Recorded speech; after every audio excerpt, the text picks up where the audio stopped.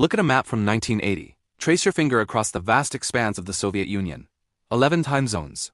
A nuclear arsenal so large it could incinerate civilization 40,000 times over. An army of 4 million soldiers, boots polished, tanks fueled, ready to surge westward across the European plains at a moment's notice. To the strategists in Washington, the diplomats in London, the intelligence officers in Paris, this was the image that kept them awake at night. The Soviet bear, massive, dangerous, seemingly eternal. The military parades through Red Square told a story of strength. The footage of missiles rolling past the Kremlin walls, the synchronized marching of soldiers, the stern faces of the Politburo members standing atop Lenin's tomb, all of it projected an image of invincibility. This was a superpower that had defeated Hitler, that had launched the first satellite into space, that had built an empire spanning half the globe. But empires are not sustained by parades. They are sustained by money. And if you had walked past those military displays, past the propaganda posters, and instead entered the gray bureaucratic offices of the Soviet Ministry of Finance, you would have discovered a very different truth. You would have found accountants hunched over ledgers, their faces tight with worry. You would have seen reports marked classified that told of hemorrhaging budgets and desperate shortfalls. You would have discovered that the mighty Soviet Union was not a diversified industrial powerhouse at all. It had become something far more fragile. It had become a petrostate. The Soviet economy had become an addict, and the drug was high-priced crude oil pumping from the frozen fields of Siberia. For decades, the central planning system had been failing spectacularly. The factories produced goods that nobody wanted, using materials that were scarce, with machinery that constantly broke down. The collective farms, once glorified as the future of agriculture, could not grow enough wheat to feed the population. Soviet citizens stood in lines for hours just to buy bread and milk. The technology gap between East and West was not closing, it was widening. By the 1980s, Soviet computers were roughly equivalent to American models from the 1960s. But then, in 1973, something miraculous happened. The Arab oil embargo sent shockwaves through global energy markets. The price of crude oil quadrupled almost overnight. And the Soviet Union, sitting on some of the world's largest oil reserves, suddenly found itself drowning in money. Hard currency dollars, Deutschmarks, pounds flooded into Moscow. It was a lifeline thrown to a drowning man. The aging leaders of the Politburo seized it with both hands. They used this unexpected windfall to paper over every crack in their crumbling system. They bought grain from America and Canada because their own farmers couldn't produce enough. They purchased technology from the West because their own engineers couldn't match it. And most critically, they funded a massive military expansion that allowed them to continue projecting power across the globe, from Cuba to Angola to Vietnam. As long as oil prices stayed high, the illusion could continue. The Soviet Union could pretend to be a functioning superpower. The party could pretend the system worked. The people could receive just enough bread and circuses to stay quiet. But this was a house of cards built on a single commodity. And in Washington, a new administration was preparing to blow. January 1981, Ronald Reagan places his hand on the Bible and takes the oath of office. The television cameras captured the moment, a former actor becoming the leader of the free world. But the real story is happening behind the scenes, in the corridors of power where the cameras never go. Reagan brings with him a team of hardliners who are tired of the status quo. For 30 years, American policy toward the Soviet Union had been containment, the idea that you simply box in the bear and wait for it to exhaust itself.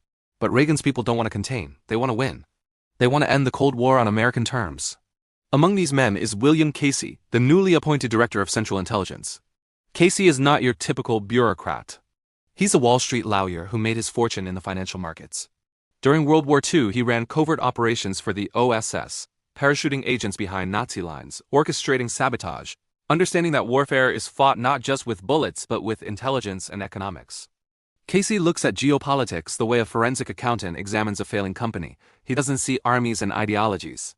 He sees balance sheets and cash flows. And when he turns his analytical gaze toward the Soviet Union, he sees an opportunity. He commissions a secret study, not of Soviet missile capabilities or troop deployments, but of something more fundamental, the Soviet economy itself. He wants to know where the money comes from and where it goes. He wants to find the financial jugular of the empire. The report that lands on his desk is explosive. It reveals that by 1980, the Soviet Union is earning between 70% and 80% of its hard currency from a single source, oil and gas exports. Everything else, all the factories, all the collective farms, all the supposed industrial might produces goods that are worthless on international markets. Nobody wants Soviet cars or Soviet televisions or Soviet anything except what comes out of the ground. The report goes deeper. It calculates the break-even point. The Soviet Union needs oil prices to stay above approximately $20 per barrel, just to meet its basic obligations to buy grain, to service its foreign debt, to maintain the military, to subsidize its satellite states. Below that threshold, the entire system faces not just economic difficulty, but systemic collapse. Casey stares at this number. $20. That's the difference between a superpower and a failed state. That's the Achilles heel he's been looking for. But there's a problem. The United States cannot lower oil prices by itself. America is a massive consumer of oil, not a producer at the scale needed to move global markets. To crash the price, Casey needs a partner with enormous production capacity. He needs someone who can open the floodgates and drown the market in crude. He needs Saudi Arabia. This is where the story becomes truly fascinating. Because what happens next is one of the most secretive and consequential diplomatic missions in Cold War history. Most of it still remains classified.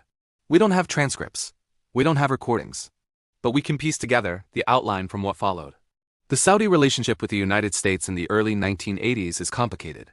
On the surface, they're allies. But they're also members of OPEC, the cartel that artificially restricts oil supply to keep prices high. High prices make the Saudis fabulously wealthy. Their entire economy, their lavish lifestyle, their ability to maintain their grip on power, all of it depends on expensive oil. Why would they agree to crash the price of their own product just to help America fight the Soviets?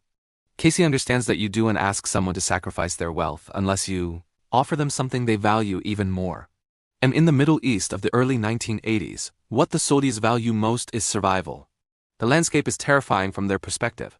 In 1979, the Shah of Iran, a monarch who seemed as permanent as the pyramids, was overthrown by Islamic revolutionaries. Now Iran, just across the Persian Gulf, is led by Ayatollah Khomeini, who openly calls for the destruction of the Saudi royal family and claims they are illegitimate rulers of Islam's holy sites. And there's another threat, perhaps even more immediate. In December 1979, Soviet tanks rolled into Afghanistan. The Red Army is now on Saudi Arabia's doorstep. The Soviets are creeping closer to the oil fields, closer to Mecca, closer to everything the House of Saud holds dear. Casey flies to Riyadh. He meets with King Fahd and the Saudi intelligence chief, Prince Turki. These meetings happen in private palaces, away from embassies and official channels. No note takers, no press releases. Just men in air-conditioned rooms making deals that will reshape the world. What Casey lays out in those palace rooms is a masterpiece of strategic manipulation. He paints a picture of encirclement, the Soviets in Afghanistan, Iranian revolutionaries threatening from the east, instability spreading like wildfire across the region. He doesn't need to exaggerate. The fear is already there, written on the faces of the Saudi princes. Then he makes his offer. Total American military protection, not just words but hardware. AWACS surveillance aircraft that can see threats hundreds of miles away. Stinger missiles capable of shooting down Soviet helicopters. F-15 fighter jets. Training for the Saudi military. And most importantly, an ironclad guarantee. If the House of Saud is threatened, American power will stand behind them. The full weight of the United States military will ensure that the royal family never falls. This is not a small promise. This is a blood oath between two nations with very different cultures. Very different values, but one shared interest. Destroying Soviet power. In exchange, Casey asks for something that sounds almost innocent. He asks the Saudis to increase oil production. To open the taps. To flood the market with crude until the price drops to levels that will choke Moscow. The Saudis hesitate. This isn't just about losing money, though that's certainly a concern. It's about betraying OPEC, about undercutting their fellow Arab nations, about starting a price war that could destabilize the entire oil industry for years. But Casey is a skilled negotiator. He shifts tactics. He appeals to religion. The Soviets, he reminds them, are slaughtering Muslims in Afghanistan. Soviet gunships are bombing villages. Soviet soldiers are killing the faithful. By bankrupting Moscow, by draining the funds that fuel the Red Army, Saudi Arabia would be striking a blow not just for geopolitics, but for Islam itself. They would be defending the Ummah, the global community of Muslims, from godless communists. This argument resonates. The Saudis have always positioned themselves as the guardians of Islam's holiest sites. Here's a chance to prove it with action rather than rhetoric. The alliance is formed. It's not announced with fanfare or signing ceremonies. It's a quiet understanding between intelligence agencies and royal courts. An economic suicide pact for the Kremlin, signed in the desert sand. But Casey knows that collapsing oil prices alone won't be enough. The Soviet Union must be weakened from multiple directions simultaneously. And so the Reagan administration launches a comprehensive campaign of economic warfare. They sabotage the construction of a massive natural gas pipeline that the Soviets are building to supply Western Europe. CIA operatives, working through intermediaries, convinced suppliers to sell the Soviets defective turbines and faulty computer chips. When the pipeline finally becomes operational, it experiences mysterious malfunctions and explosions. They pressure European banks to cut off credit lines to Moscow. They threaten sanctions against any Western company that transfers sensitive technology to the Soviet bloc. They force the Soviets to spend more and more on military programs just to keep pace with American defense spending. It's death by 1,000 cuts. Each individual action might seem small, but together they create enormous pressure on an economy that's already straining under its own contradictions. The goal is elegant in its brutality: stretch the Soviet budget to the absolute breaking point, so that when the oil shock arrives, the entire system will shatter like glass. By 1985, everything is in position. In Moscow, a new leader has emerged: Mikhail Gorbachev, younger than the gerontocrats who preceded him, energetic, seemingly reform-minded. He inherits an economy in serious trouble and announces a program called Perestroika Restructuring. He plans to modernize Soviet industry, to introduce limited market mechanisms, to breathe new life into the communist system. But Gorbachev is operating under a fatal assumption. He is writing his budgets and his 5-year plans based on oil prices staying around $30 per barrel. He believes this revenue stream is secure. He thinks he has a safety net. He doesn't know that thousands of miles away, in the palaces of Riyadh and the conference rooms of Langley, the rope has already been cut. The summer of 1985 arrives. For years, Saudi Arabia has played the role of OPEC, zoned responsible member, cutting its own production to keep prices high for everyone. They've watched other cartel members cheat on their quotas, producing more than agreed while the Saudis sacrifice revenue to maintain price discipline. They're tired of being the sucker at the poker table. And now they have geopolitical reasons to act. In September 1985, Saudi oil minister Ahmed Saki Yamani makes an announcement that seems technical and boring to the outside world. Saudi Arabia, he declares, will no longer act as OPEC's swing producer. The kingdom will no longer cut production to support prices. Instead, it will fight for market share. In the trading floors of New York and London, the veterans understand immediately what this means. The dam has broken. The Saudis are about to flood the world with oil. The Saudi oil fields come alive. Pumps that had been deliberately throttled back suddenly roar to full capacity. Tankers that had been sitting idle in port are loaded to the brim and sent steaming toward every corner of the globe. Within weeks, millions of additional barrels of crude oil are pouring into the market every single day. The world is suddenly drowning in oil. Supply overwhelms demand. The fundamental law of economics, the law that no government can repeal, no ideology can override, takes over with ruthless efficiency.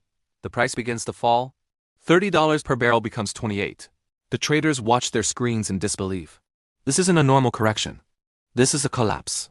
In Moscow, the initial reaction is confusion bordering on denial. Soviet planners have seen price fluctuations before. The market goes up, the market goes down. They assume this is temporary turbulence. They assume OPEC will restore discipline. They assume the Saudis will eventually blink. They don't realize they're watching a coordinated attack. They don't understand that this isn't market volatility, it's economic warfare, so they keep spending. They keep funding the war in Afghanistan, where Soviet soldiers are dying in mountain ambushes. They keep subsidizing communist regimes in Poland, East Germany, Cuba, Vietnam, Angola, an empire that stretches across the globe and bleeds money from every pore. They keep importing the grain they cannot grow themselves. They keep buying the technology they cannot develop themselves. They're burning through their hard currency reserves at a terrifying rate, waiting for the oil price to bounce back to normal levels. But there is no normal anymore. The price keeps falling. Winter turns to spring in 1986, and the oil market enters complete freefall. The Saudis are relentless. They're not just defending market share, they're waging a campaign of economic destruction. They're teaching the other OPEC members a painful lesson about respecting Saudi power. But the real victim of this lesson is on the other side of the world. Every single dollar that the price drops costs the Soviet Union roughly $1 billion in annual revenue. When oil hits $15 per barrel, they've lost $15 billion. When it crashes to $10, the lowest inflation-adjusted price in modern history, the damage is catastrophic. That's $15 billion they needed to buy wheat from America. It's $15 billion they needed to keep the lights on in Soviet factories. It's $15 billion they needed to pay the soldiers and the scientists and the secret police who hold the empire together. Let's pause here to understand something critical about the Soviet economy. They cannot feed themselves. The grand experiment of collective farming, where the state owns all the land and directs all the planting, has been an unmitigated disaster. The breadbasket of Europe, the fertile black soil of Ukraine that once fed empires, now produces chronic shortages. The Soviet Union must import grain. Millions of tons of it every single year from the capitalist farms of America and Canada. And they must pay for this grain in hard currency or gold, because no one in the world wants rubles. The Soviet currency is worthless outside Soviet borders, a closed system, monopoly money that only works inside the game. So for the Soviet Union, oil equals bread. Literally, when the oil price crashes, the ability to feed the population evaporates. By early 1986, panic is spreading through the upper echelons of Soviet power. Gorbachev is receiving classified memos from his finance ministers that read like obituaries. The coffers are empty, the reserves are dwindling. They cannot afford to import the machinery needed for perestroika. They might have to cut consumer goods imports, the very things that keep Soviet citizens from rioting. Gorbachev had promised a better life. He had promised reform and renewal. But you cannot reform an economy when you're bankrupt. You can only manage the decline and hope the system doesn't collapse before you can stabilize it. Then, in April 1986, fate delivers another blow. The nuclear reactor at Chernobyl explodes. It's a technological catastrophe that reveals the rot at the heart of the Soviet system. The corner-cutting, the bureaucratic incompetence, the culture of lying that has infected every institution. But it's also a financial catastrophe. The cleanup costs billions. Relocating hundreds of thousands of people costs billions. The lost productivity costs billions. It's a massive, unexpected expense landing at the exact moment when Soviet income has evaporated. It's the perfect storm of financial attack combined with a nuclear disaster. The Soviet leadership is overwhelmed, but the Americans are not done. They haven't come this far to ease the pressure now. William Casey and his team at the CIA monitor the situation like surgeons, watching a patient's vital signs during a delicate operation. They see the Soviet economy flatlining and they know this is the moment to push harder. They encourage the Saudis to keep production high. They remind Riyadh that this pain is temporary for them but terminal for the Soviets. The Saudis, cushioned by enormous financial reserves accumulated during the boom years of the 1970s, can weather this storm. They're rich enough to survive on lower prices for a few years. The Soviets are not, so the taps stay open. The price remains in the basement, $10, sometimes dipping below. At these levels, the Soviet oil industry isn't just unprofitable, it's economically absurd. The oil fields of Siberia are among the most expensive in the world to operate. Harsh climate, remote locations, aging infrastructure, complex geology. It costs the Soviets nearly as much to extract and transport the oil as they can sell it for. Their greatest asset has become a liability. The very resource that propped up the empire for a decade is now draining what little remains. The psychological damage to the Soviet elite is perhaps even more devastating than the financial damage. For 70 years, they have believed in the inevitable triumph of communism. They have convinced themselves that history is on their side, that capitalism is doomed to collapse under its own contradictions, that the future belongs to the workers' paradise. But now they're being taught a brutal lesson in capitalist economics. They're learning that markets are more powerful than ministries, that supply and demand cannot be overridden by ideology, that their entire superpower status was built on luck, the luck of high oil prices, rather than on any inherent strength of their system. Without that luck, they are nothing. Less than nothing. They are a failing state pretending to be an empire. The confidence that once held the Communist Party together begins to crack. Factions form. The hardliners blame Gorbachev for weakness, for his talk of openness and reform. Gorbachev blames the hardliners for decades of mismanagement and corruption. But neither side can solve the fundamental problem. The math doesn't work. You cannot run an empire on empty pockets. This financial crisis triggers a chain reaction that will ultimately bring down not just the Soviet Union, but the entire Iron Curtain. For decades, Moscow has maintained an empire in Eastern Europe, East Germany, Poland, Czechoslovakia, Hungary, Romania, Bulgaria. These satellite states are held in place by two things: the threat of Soviet tanks and Soviet money. The money comes in many forms. Moscow sells them oil at subsidized prices, far below market rates. Moscow provides direct financial aid to prop up their inefficient economies. Moscow buys their exports goods that no one else in the world wants. It's an expensive system, but it's the glue that holds the Warsaw Pact together. It's the price of empire. But when the cash runs out in Moscow, the subsidies stop, the cheap oil ends. The financial aid dries up. Gorbachev has to make the hardest call of his political life. He has to tell the leaders of Eastern Europe that they're on their own. The Soviet Union can no longer afford to support them. He famously calls it the Sinatra Doctrine. They can do it their way. Western journalists celebrate this as evidence of Gorbachev's reformist credentials, his belief in self-determination and freedom. But the truth is far more prosaic and far more brutal. He's not cutting them loose because he believes in democracy. He's cutting them loose because he's broke. He cannot afford the gasoline to drive the tanks to Berlin or Warsaw. He cannot afford to pay the soldiers who would enforce Soviet control. He cannot afford the economic subsidies that would make those governments viable. It's not idealism. It's bankruptcy. And once the people of Eastern Europe realize that the Soviet tanks are coming not because of newfound Soviet respect for human rights, but because the Soviets can't afford the fuel, they rise up. The revolutions of 1989 sweep across the continent like wildfire. In Poland, solidarity wins free elections. In Hungary, the border fence with Austria is cut down. In Czechoslovakia, the Velvet Revolution brings down the communist government without a shot fired. In East Germany, people begin hammering at the Berlin Wall with pickaxes and bare hands. And in Moscow, the Red Army watches. The generals wait for orders to intervene, to crush these rebellions as they had crushed Hungary in 1956 and Prague in 1968, but the orders never come. They never come because Gorbachev has run the numbers. He knows that a military intervention would cost billions of dollars the Soviet Union doesn't have. He knows that sanctions would follow, cutting off the last remaining sources of Western credit. He knows that the empire is already dead, it just hasn't been buried yet.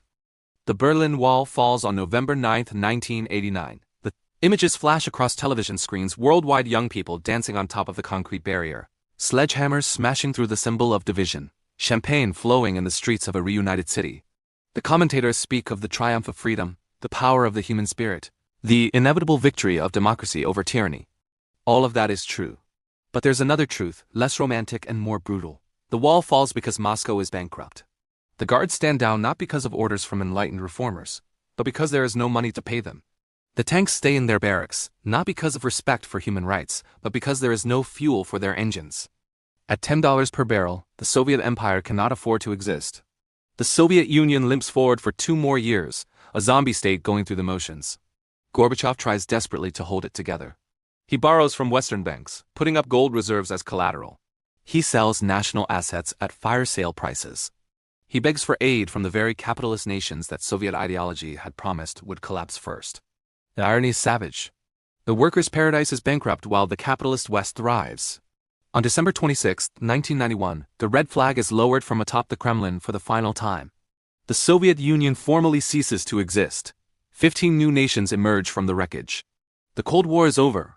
The official narrative credits Reagan's military buildup, John Paul II's moral authority, Gorbachev's reforms, and the courage of dissidents like Lech Walesa and Václav Havel. These factors all mattered. But the man who truly turned off the lights on the USSR was Saudi oil minister Ahmad Zaki Yamani, who opened the oil taps in 1985. It was the invisible hand of the market manipulated by a secret deal made in desert palaces that delivered the killing blow. The legacy of this economic warfare still shapes our world today. It taught every nation a harsh lesson about the fragility of petrostates. A country that relies on digging resources from the ground rather than cultivating the creativity of its people is building on sand. When commodity prices crash, these states don't just face recession, they face existential crisis. We've seen echoes of this pattern repeatedly. Venezuela, once wealthy from oil, collapsed into chaos when prices dropped, and its socialist government had no plan B. Russia, under Putin, learned from 1991. He spent his first decade in power building massive financial reserves, what he called sanction-proofing the economy. But even with those buffers, when oil prices fell in 2014, the Russian economy staggered. The ghost of 1986 still haunts the Kremlin. They know their power is fundamentally tied to the barrel price. For the United States, the success of the 1980s operation created a dangerous sense of confidence in financial warfare. It established the belief that sanctions and economic pressure could solve geopolitical problems without American casualties. Why send soldiers when you can send accountants? Why bomb cities when you can disconnect their banks from the SWIFT system? This became the preferred American weapon. Sanctions on Iran. Sanctions on North Korea. Sanctions on Russia after Crimea. Freezing assets. Blocking transactions. Weaponizing the dollar and the global financial system. The campaign against the Soviet Union was the prototype for all of this. The birth of economic warfare as the primary tool of superpower competition. But there's a danger in overusing any weapon. Financial warfare works until it doesn't. In the 1980s, America and Saudi Arabia were perfectly aligned. Today, the world is infinitely more complex. Saudi Arabia's interests sometimes diverge from Washington's. China is building alternative financial systems, specifically to evade American economic power. Countries are stockpiling gold and creating workarounds to dollar-dominated trade. The very success of 1986 has encouraged America's rivals to create the fragmented, multipolar financial world we're navigating now. Every sanction teaches adversaries to build alternatives. Every frozen asset motivates nations to reduce their dollar exposure. What does this story ultimately teach us? That empires rarely die in single catastrophic battles. They die slowly from accumulated weaknesses, from dependencies that become fatal from the moment when the math simply stops working. The Soviet Union possessed enough nuclear weapons to destroy human civilization 10 times over. But it couldn't buy bread for its people. It was a giant with armor of steel and feet of clay, and when the oil revenues dried up, the giant fell, never to rise again. The Cold War didn't end with mushroom clouds or tank battles. It ended with a margin call. It ended when the Soviet finance ministry could no longer balance the books. It ended when Moscow realized that power in the modern world flows not from the barrel of a gun, but from the barrel of oil and from whoever controls its price. William Casey, the Wall Street lawyer turned spymaster, understood what many generals did not. In the 20th century, wars are won by whoever controls the flow of money and resources. The battlefield is the trading floor. The ammunition is capital. And the victor is whoever can make the other side go bankrupt first. On a winter day in 1991, as the Soviet flag came down for the last time, that lesson was written in history. The communist experiment didn't fail because its ideas were wrong, though they were. It failed because it ran out of money. And it ran out of money because two countries on opposite sides of the planet made a deal in the desert to open the floodgates and let the oil pour until the price hit bottom. The price of victory? $10 per barrel. The cost to the Soviet Union? Everything.